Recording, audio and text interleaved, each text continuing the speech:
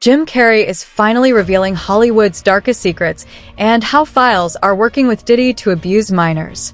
Steve Harvey, Jay-Z, J-Lo, and every major celebrity are involved with Diddy, and they're all being exposed now. I was sickened. I was sickened by the standing ovation. I felt like Hollywood is just spineless, en masse. And it really felt like, oh, this is a really clear indication that we're not the cool club anymore. Steve Harvey also has a very inappropriate relationship with the diddler. And the truth is, a lot of these older men push their daughters to hook up with their celebrity friends so that they can keep the favor machine going. How do you share with your daughter, you know? Like they share that experience now? This nigga's wild. You heard about what he did in the Macy's room to the Echo clothing guy? Like Diddy's an animal. Who would introduce their daughter to that? Why is not nobody looking at Steve Harvey sideways, G? You let your daughter date the diddler? Pedophiles like Diddy, R. Kelly, and Jeffrey Epstein have been abusing minors in Hollywood and the music industry for years. And all of this has been possible because every celebrity in the industry allows it to happen. Diddy is connected to some of the biggest names in the industry, and as Diddy goes down, all these people are going down with him. Steve Harvey, Jay-Z, and Usher all made their millions by being connected to Diddy's sex trafficking ring, but now they're all being exposed. But going back to Cardell Smith's filing, his notice says that Jennifer Lynn Lopez, a.k.a. J-Lo, a.k.a. Jenny from the Block, quote, will be called as a material witness and expert to Sean Combs' viewing, possession, and distribution of his sexual assault upon the plaintiff in 1997 and the orders of defendant Sean Combs forcing Jennifer Lopez to remain silent about the videotaped sexual assault of plaintiff by defendant. Plaintiff states that the material witness Jennifer Lynn Lopez, also known as J-Lo and Jenny from the Block, was engaged in a relationship with the defendant Sean Combs during 1999 and 2001, and that the sexual assault of the plaintiff was recorded, distributed, and held by the defendant at his New York residence and recording studio. And during the relationship with Jennifer Lopez, she was made privy to this video that was taken by Sean Combs and his employee Kirk Burroughs. She, J-Lo, has known this video existed and was in existence and took no action to make it known to anyone in law enforcement, and that she was even questioned by New York Police Detective Derek Palmer about this matter, and that the report will show that her answers to this tape was and still remains a resounding yes to its existence. And again, Cardell Smith writes that he wants to call Officer Derek Palmer as a witness because he says Palmer is the one who questioned Lopez and believes that he will have testimony that could help his case. Now, as I mentioned, Diddy's legal team has called for this entire case to be thrown out. Cardell Smith has filed a massive response to that request that totaled more than 200 pages.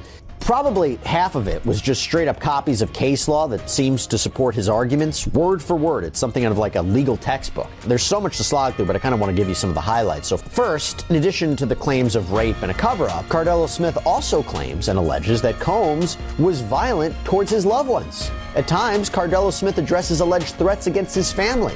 Other times, he says Combs actually caused serious injuries to his brother. His response reads, defendant used threats of murder to force the plaintiff to not bring the case to any court of law enforcement until the homes of the defendant were raided by Homeland Security, that the plaintiff knew it was a safe time to bring the case, and that is why we are here at this juncture. And Cardell Smith argued that fear for his own safety and the safety of his family is one of the main reasons that he waited so long to report the alleged rape, and says that that reason alone should override any issue with the statute of limitations, that these claims might be otherwise be time barred. And he also argues that while he's been in prison, fellow inmates and prison guards have threatened him on behalf of Sean Combs. Denzel Washington has been trying to tell everyone about Diddy for years. Back in 2003, Denzel Washington stormed out of a Diddy party with his wife and said that Diddy didn't respect anyone. Since then, Denzel has avoided Diddy and also told other black actors to avoid being alone with Diddy. New exclusive report in Us Weekly reveals actor Denzel Washington had a heated confrontation with rapper Sean Diddy Combs at an all-night party back in 2003.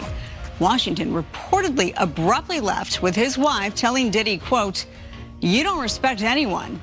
This incident has resurfaced amidst Combs' current legal troubles. He faces charges of sex trafficking, racketeering, and transportation to engage in prostitution.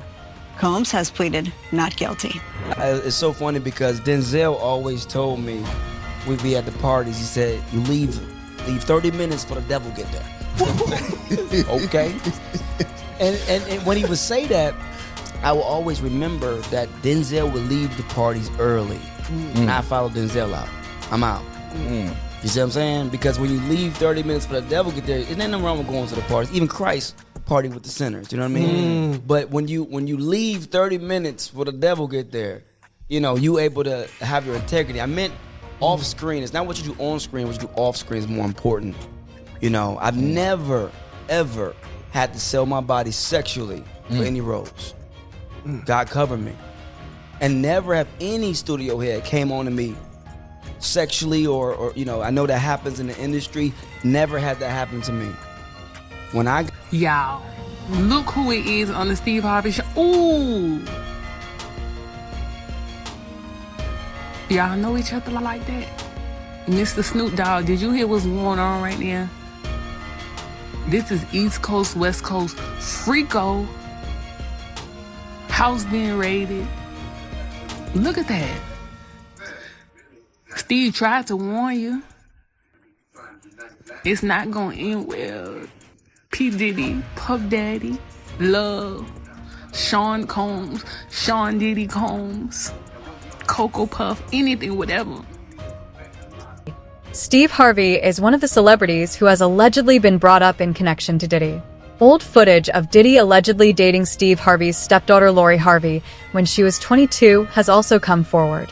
Disgusting rumors that Steve Harvey gave Diddy access to his daughter are coming out, and while they are extremely shocking, it is important to remember that in Hollywood, things like these are common.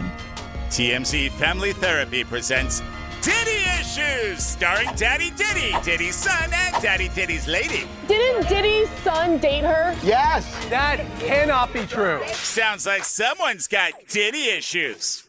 And by someone, we mean him, because they actually look pretty happy. Diddy and Lori Harvey, they're heating things up in Italy. Notice her arm is on the back of his chair.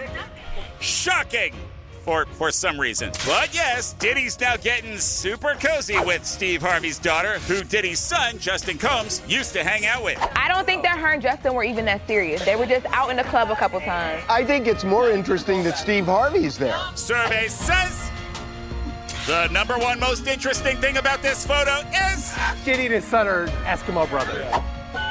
And to make it more interesting, So his son on this trip? They were there. They're not in these pictures, but I think they left. He is dating his son's ex-girlfriend when his son was there as well. But if his son's moved on, why not? Puff has an unbelievably close relationship with all of his sons. I don't think it's something that he would do if it was a big, huge deal. You like who you like. Maintaining he'd let the matter settle itself in court. But now in a new lawsuit, a Texas man is claiming Jay-Z's lawyers are bribing people to sue Busby and his law firm. This 13-page lawsuit was filed on January 3rd in Harris County, Texas, and the plaintiff in the filing is being represented by none other than Busby's law firm, who filed the suit on his behalf. Now, Jose Maldonado, who is the plaintiff in this suit, is suing Jay-Z's attorneys and his company, Rock Nation, but not Sean Carter, aka Jay-Z himself. According to the lawsuit, the defendants in this suit are Marcy Bryant Croft, her law firm MJ Legal, Rock Nation, and the law firm who is representing Jay-Z, Quinn Emanuel Urquhart and Sullivan. They allege the defendants conspired to obstruct justice by engaging in shadowy operatives to illegally get more than 24 current and former clients of Busby law firm to turn around and sue them. The suit claims Rock Nation is financing this alleged effort, while attorneys Marcy Croft and the law firm Quinn Emanuel are orchestrating this whole thing. According to the suit, the defendants' agents were pretending to work for the state of Texas and allegedly flashed fake badges, which the suit says wasn't very smart or careful, but also illegal. The suit states the defendant's agents offered as much as $10 grand to a former client to sue the Busby law firm. But the so-called agents were allegedly caught on audio tape red-handed. The suit claims attorney Marcy Croft, who is a lawyer but also a member of Team Rock, was orchestrating that whole effort. Then in another recording, those agents were describing in great detail the alleged criminal conspiracy. The suit claims they went so far to admit the lawsuits would be reported in the press, and some former clients already accepted money to join that alleged effort. As I mentioned, Sean Carter, aka Jay-Z, isn't named as a defendant in the lawsuit. However, the suit claims Roc Nation and Jay-Z are synonymous, given the mogul is the founder and chairman. The lawsuit acknowledges Busby's law firm filed the rape lawsuit against Jay-Z in New York federal court, and as a result, Jay-Z sued Busby's law firm in Los Angeles state court. But the suit claims while all of that legal back and forth was going on, Jay-Z's attorneys who represent himself and his Roc Nation denied in open court and in the press their involvement in the alleged scheme. Now back to Maldonado's claims. He claims the defendants used him as a pawn. He alleges on behalf of Marcy Croft, 2 people attempted to contact him many times and went so far as to go to what they believed to be Maldonado's home. Instead, they went to his dad's house and allegedly identified themselves as federal officers. After realizing they were at the wrong home, they continued to contact Maldonado, and Maldonado claims they were pushy. Once they got in touch with him, he claims those individuals said they were with the state, and they were putting together a lawsuit on behalf of Marcy Croft and the company she worked for. The suit alleges Croft said she would assign Maldonado's case to someone who could get him a lot of money. Instead, Maldonado contacted the Busby law firm, and now they're suing for solicitation and civil conspiracy. In a statement to the Houston Chronicle, Busby said, quote, "The conduct alleged by Mr. Maldonado is illegal and unethical. We know investigators have gone all over the United States illegally contacting our former clients to try to entice them with money to sue our firm. According to Mr. Maldonado, we now know who is behind this effort. We won't be intimidated nor deterred in our important work. I expect more lawsuits will follow as we continue to hear former clients report this egregious conduct," end quote. But Marcy Croft fired back against the allegations, saying the lawsuit reeks of desperation. She also told the Houston Chronicle, quote, "For over 25 years, I've dedicated my career to exposing and dismantling networks of fraud and manipulation. I didn't ask to be a part of this fight, but now that he's dragged me into it, he should know that I'm not someone who backs down. Mr. Busby should be worried. Truth and justice are on my side, and I have every intention of holding him accountable." The exception to I like who I like is accept my son's exes.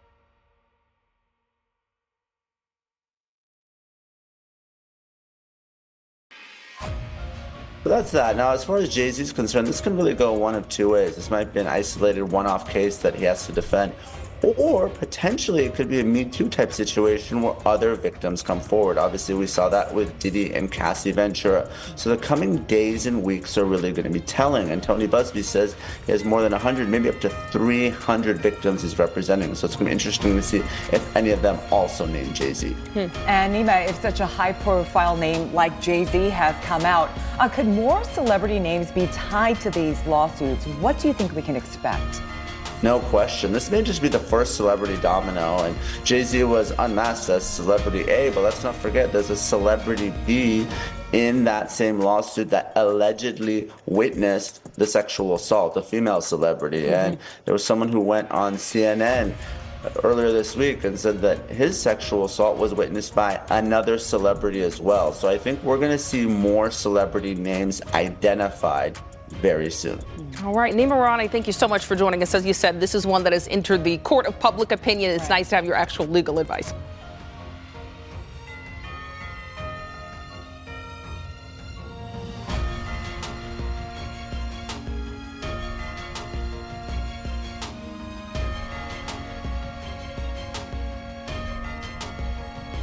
They bring in these people. A lot of these people were also aspiring young artists in the music industry. And then these parties were sponsored by Motown Records CEO, Universal Records CEO. This goes all the way to the top. And so you get these people in compromising situations. The drinks were laced. The videotapes were hot. And then at the end of the day, you wake up the next morning, what did I do? And then they have compromising material on you.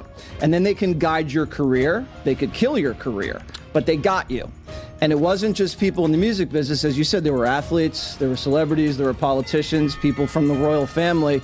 And we were also told by the former bodyguard that Diddy was an FBI informant. So he was a snitch and was feeding information to the feds. And we don't know what that means. We haven't been able to confirm it, but even Little Rod said it's not just like Epstein. It could be worse than Jeffrey Epstein.